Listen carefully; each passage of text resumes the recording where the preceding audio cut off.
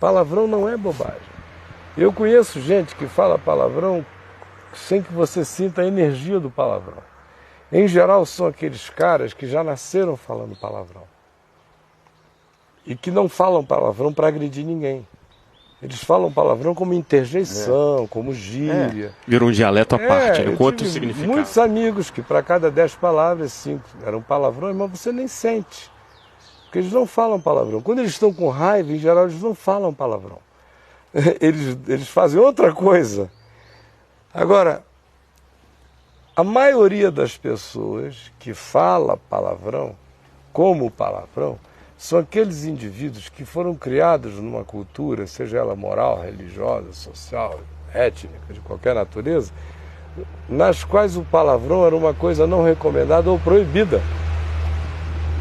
Aí quando esses indivíduos, que são, por exemplo, em relação a nós aqui, 99% tem esse histórico, quando esses indivíduos começam a falar palavrão, o palavrão está sempre associado ao proibido, ao não recomendável e, portanto, à pior energia que exista dentro do indivíduo.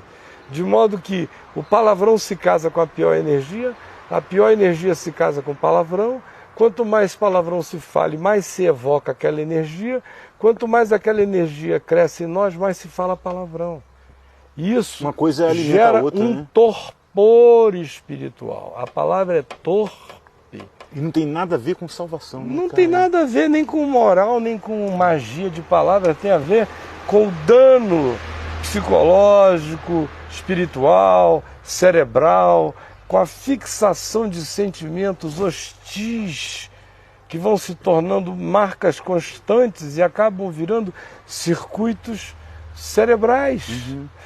Como se fosse uma necessidade muito grande de transgredir, ofender e agredir. E piora o indivíduo, e ninguém deve esquecer que Jesus disse que nós seremos julgados também por toda palavra frívola que sai da nossa boca.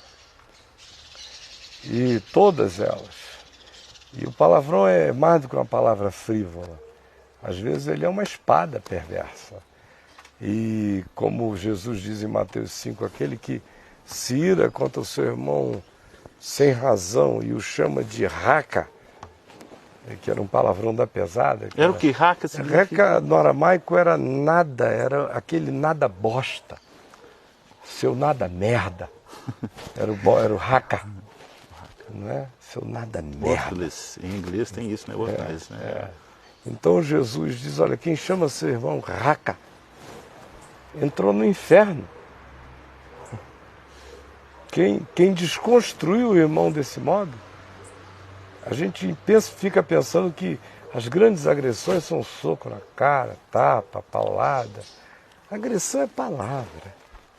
Principalmente dada a um grupo acerca de alguém, né, Caio? E quando você chega um pai que destrói um filho com palavras ferinas e sistemáticas, uma mãe que aniquila a sua criança com a brutalidade de expressões crônicas e verbais, não é? E às vezes um avô que tem uma predileção por um neto e desdenha de um outro até torná-lo um ser com uma autoimagem totalmente arruinada.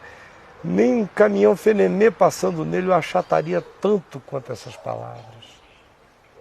E a gente fica pensando que isso é brincadeira. E quando elas vêm carregadas do punhal e da adaga, da torpeza, das energias, palavrões, isso ganha um impacto enorme. Eu não sou um moralista, como eu iniciei dizendo que eu tenho alguns amigos, em geral, são os que nasceram falando isso como 2 e 2 são 4. Nunca me ofenderam, não me ofende, eu não sou escandalizável com nada. Quando eu digo essas coisas, não é porque se o cara sentar na minha frente e começar a falar um monte de palavrão, ele vai tirar qualquer pedaço de mim. Seja o palavrão dele bom ou mal, eu tenho um escudo, uma leitura, amo-o a si mesmo. Agora, o meu lamento é pelo mal que eu sei que está causando ele. Porque não existe recomendação bíblica que seja capricho moral. No Evangelho não existem mandamentos morais, só existem mandamentos de saúde. A palavra de Deus é saúde, restaura a alma, restaura o corpo, restaura a mente.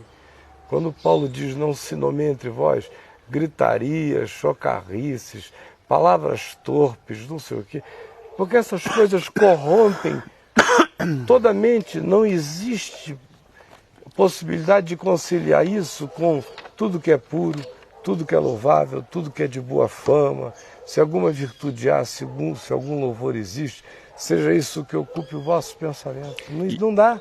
E há coisas que estão no meio disso aí que Paulo está falando que são mais sutis do que um palavrão descarado que todo mundo vai notar. Não estou falando de palavras, estou falando sobretudo das energias que se casam. Muitas piadinhas, muitas arapucas, às vezes a pessoa não fala diretamente para você, mas fala sobre você para o outro, tentando te diminuir, te ridicularizar, te depreciar. Se a palavra frívola não passará sem ser pesada no dia do juízo, e olha que frívolo é frívolo. Boba, né? É a bobagem. Não deixará de ser.